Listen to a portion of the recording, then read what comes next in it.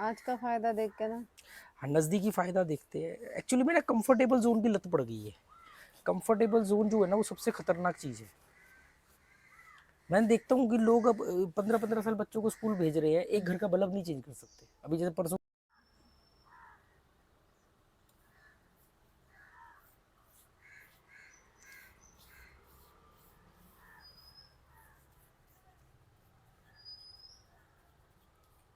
इसमें चींटियाँ चल रही हैं, वो बेचारी मरेंगी।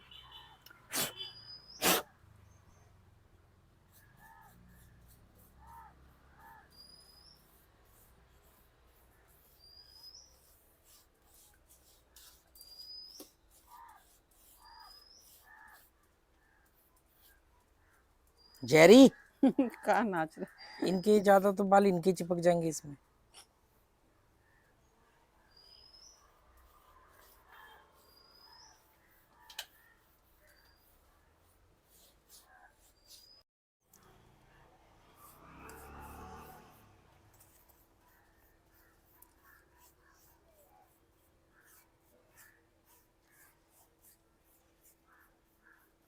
अगर किया जाता तो 2 दिन का काम नहीं था।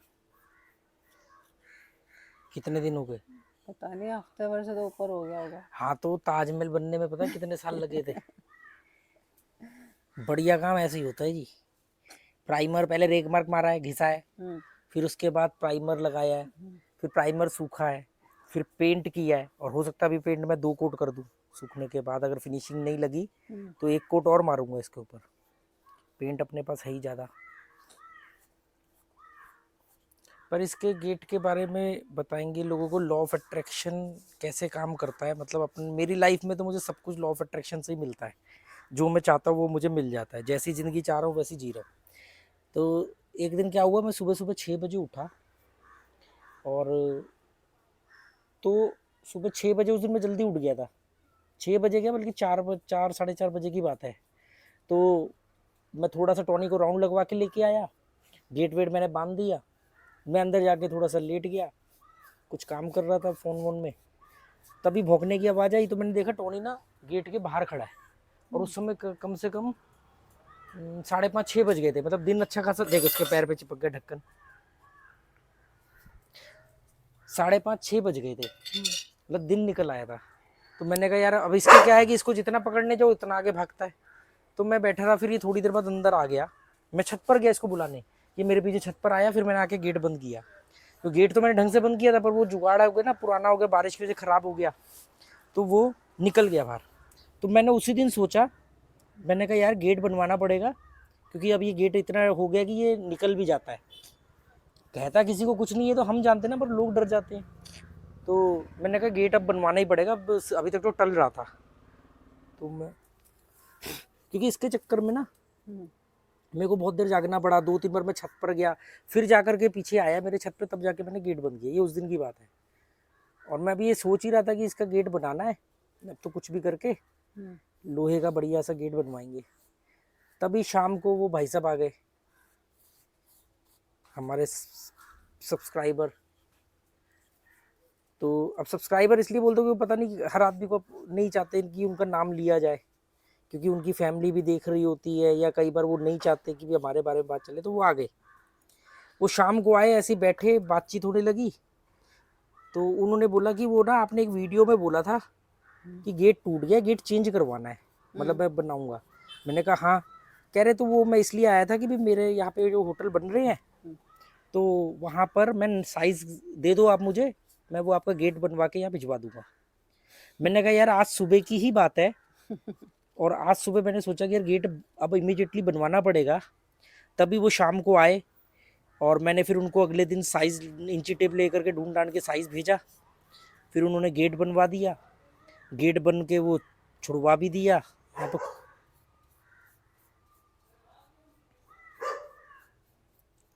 तो ये ऐसे लॉ ऑफ अट्रैक्शन, तो चलो, मतलब ऐसे लॉ ऑफ अट्रैक्शन हर चीज में। मतलब ऐसा नहीं कि तुक्का, लोग इसे बोलेंगे तुक्का है। इतने इंसिडेंट है कि लोग कहेंगे तुक्का नहीं है, या तो ये झूठ बोल रहा है, या फिर लॉ ऑफ अट्रैक्शन काम करता है।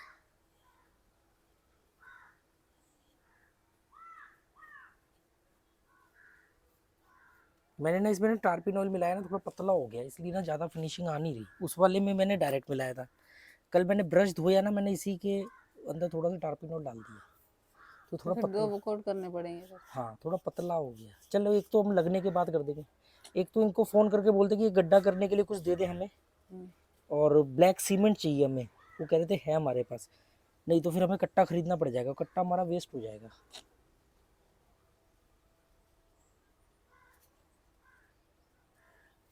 पहल कह रही थी ये वाला गेट छोड़ देना, मैं आके करूंगी पेंट। उसको ना रेगमार मार के ना प्राइमर मार दियो, वो पहल से करवा लियो।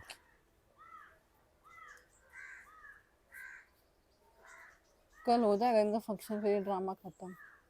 किनका? पहल का, सोना का। कल है फंक्शन? हाँ, कितने दिन से चल रहा है इसकी तैयारी है? एनुअल फंक्शन है ना। अच्छा, एनुअल फंक्शन है।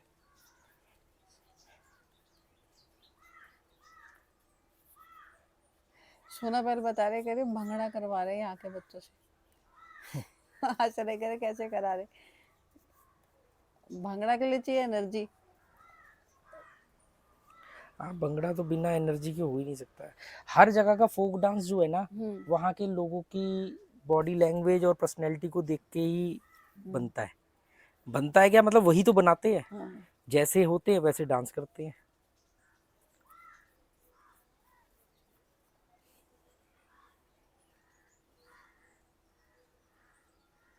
नॉर्थ इंडिया के तो फोक डांस में भी तुझे पता है एनर्जी ज़्यादा होती है, तभी तो दारू पी करके वो नागिन डांस करते हैं शादियों में। स्टेट वाइज इनके ना डांस की प्रैक्टिस हो रही है। हर स्टेट का एक डांस इन्होंने चुना हुआ है। तो पहल को मिला बिहू, असम का। अच्छा, आसाम का? हाँ, और सोना को मिला कथक। कथक कहाँ का हुआ, तमिलनाडु का? पता नहीं, वो यूपी का बता रहे हैं। यूपी का कथक कैसे हो जाएगा?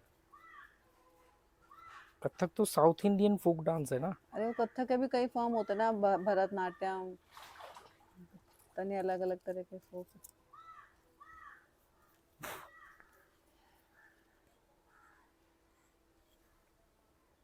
गर्मी बहुत हो गई यार। इस समय दिल्ली में कितनी ठंड चल रही होगी, जबरदस्त। मैं तो इमेजिन करके बड़ी खुश होती हूँ। इस समय मतलब हम लोग देख, यहाँ पे भी हम 12 बजे उठते मतलब चाय पीते हैं, हाँ, वहां पर ठंड की वजह से पीते थे। अरे वो तो 12 बजे भी उठने का मन नहीं और करता था हाँ, ना। कोई काम ही नहीं हो रहा है, एनर्जी लेवल ही डिम पड़ी है, इतनी ठंड में आप क्या काम करोगे? बिस्तर से निकलने का मन ही नहीं करता था, इतनी ठंडी रहती थी। वो दरवाजे के नीचे चादर लगानी पड़ती थी कि हवा आ रही है दरवाजे के नीचे से। घर के अंदर ही हवा लगती थी अपने आप में चलते फिरते की। शीत लहर अभी शुरू शीत हो जाएगी वहां पे, या हो गई होगी, फिर होगी देखो। होगी। अरे मैं उस दिन वो बीबीसी पे एक रिपोर्ट पढ़ रहा था, उसमें वो कहते कि हमने ना क्लाइमेट चेंज कर दिया है। मतलब वो ग्लोबल वार्मिंग वाला नहीं, हाँ, मतलब हम इंडिविजुअल अपने घर में भी क्लाइमेट चेंज करके रहते हैं। हाँ, मतलब एसी में रहना, हाँ, है ना, हीटर जला लेते हीटर सब कुछ। जला लेना, तो बॉडी को जो रिएक्ट करना चाहिए नेचुरल उसमें, हाँ, वो बॉडी कर नहीं पाती। इसकी वजह से हमारे अंदर बड़ी और गंभीर बीमारियां पनपती रहती हैं। मतलब ऐसा नहीं कि हो गई श्योर शॉट नहीं, क्या बीमार हो गए, हाँ, पर उसके वो शुरुआत हो जाती है कि क्योंकि आपको बॉडी को ठंड चाहिए और फिर बॉडी ठंड पर रिएक्ट करेगी। हमने क्या किया, ठंड के टाइम पे रूम हीटर चला दिया, बॉडी को वो रिएक्शन से हमने रोक दिया जो होना चाहिए था नेचुरल। ऐसे ही गर्मियों के अंदर बॉडी अलग रिएक्ट करनी चाहिए, हम चला देते हैं एसी चला के बैठते हैं। अब जहाँ पर हमारी बॉडी से पसीना निकलना चाहिए हम उसको रोक देते हैं। अब जिम में इतने हार्ट अटैक क्यों हो रहे हैं? क्योंकि ये जिम में भी जाते हैं तो वो जिम में एसी होते हैं। हाँ, तो वो क्या होता है कि जो पसीना नेचुरल व्यायाम के थ्रू निकलना चाहिए, वो उसकी फॉर्म चेंज कर दी ना आपने मशीनों से, आर्टिफिशियल वेदर बना के। इस वाले जिम की जहाँ मैं जाता हूँ, इसकी खासियत है एसी इसमें भी है, पर ये एसी के बावजूद दरवाज़ा और जो एक बहुत बड़ा विंडो है उनका राइट साइड में, उसको ओपन रखते हैं, तो फ्रेश एयर भी जिम में रहती है।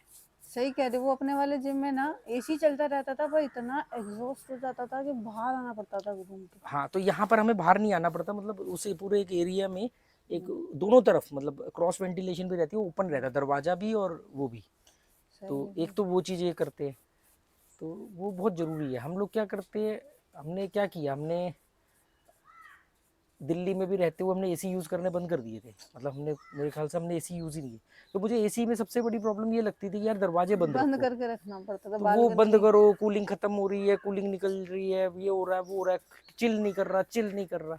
अब हमारे बच्चों को मालूम ही नहीं कि ठंडा पानी होता क्या है। उन्होंने पिछले मेरे ख्याल से 7-8 सात आठ साल साल से से, ज्यादा। 7-8 साल से उन्होंने ठंडा पानी नहीं पिया। दिल्ली में थे तो मटके का पानी पीते थे, और यहाँ पर तो हम नॉर्मल पानी पीते हैं, है ना। और एसी क्या होता है उनको पता ही नहीं, मतलब कि एसी की आदत ही नहीं है।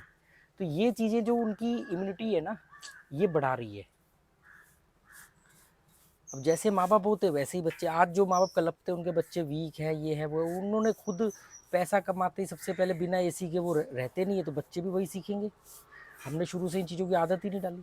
एसी में ना रहने वाला एक बार को एसी में सर्वाइव कर जाएगा, एसी वाला बिना एसी के सर्वाइव नहीं कर पाएगा।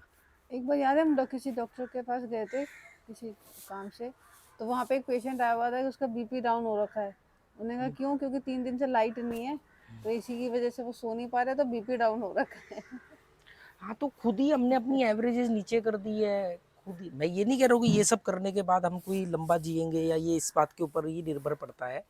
मतलब ऐसा सब बहुत सहूलियत करने से रहने वाले भी लोग जल्दी मर जाते हैं, या बहुत नियम फॉलो करने वाले भी। इसका ज़िंदगी और मौत से कोई मतलब नहीं है। सवाल इस बात से कि जब तक आप जिंदा रहते हो, कैसे रहते हो, और दूसरा प्रोबेबिलिटी। मतलब ऐसे तो फिर यार जो शंकराचार्य थे वो 33 साल में उनकी मौत हो गई, विवेकानंद की 34 साल में मौत हो गई, और भी बाकी देखोगे बुद्ध वगैरह को, ये भी कोई बहुत बड़ी बूढ़े होकर के पूरी ज़िंदगी जी के नहीं मरे। चलो बुद्ध के साथ तो केस हुआ था, फूड पॉइजनिंग का हो गया। तो मतलब ये कि हम अपने आप जानबूझ के अपने आप को कमज़ोर थोड़ी कर सकते हैं। आज का फायदा देख के ना। हाँ, नज़दीकी फ़ायदा देखते हैं। एक्चुअली में ना कंफर्टेबल जोन की लत पड़ गई है। कंफर्टेबल जोन जो है ना वो सबसे खतरनाक चीज़ है। मैंने देखता हूँ कि लोग अब 15-15 साल बच्चों को स्कूल भेज रहे हैं, एक घर का बल्ब नहीं चेंज कर सकते। अभी जैसे परसों गीजर का बल्ब वो बटन खराब हुआ, मैंने कहा तू ले आ, 2 करंट के झटके लगे, पर वो मैंने लाइन में वो बल्ब वो बटन चेंज कर दिया। अब एक बटन चेंज करने के लिए मैं बिजली वाला बुलाऊँ? सोच, यहाँ बल्ब टांगना था, लड़ियाँ लगानी थी, इसके लिए बिजली वाला बुलाऊँ? अभी गेट पेंट करना है तो क्या है? मतलब मैं ये नहीं कह रहा कि सारे काम, पर कम से कम बेसिक काम तो आपको आने चाहिए। 15-15 साल स्कूल भेजो, बच्चा एक घर का एमसीबी नहीं चेंज कर सकता। दिल्ली में मैं अपने घर की एमसीबी सारी खुद ही चेंज करता था, खराब हो गई। ला इतना तो आपको होना चाहिए ना कि बेसिक काम तो कर सको।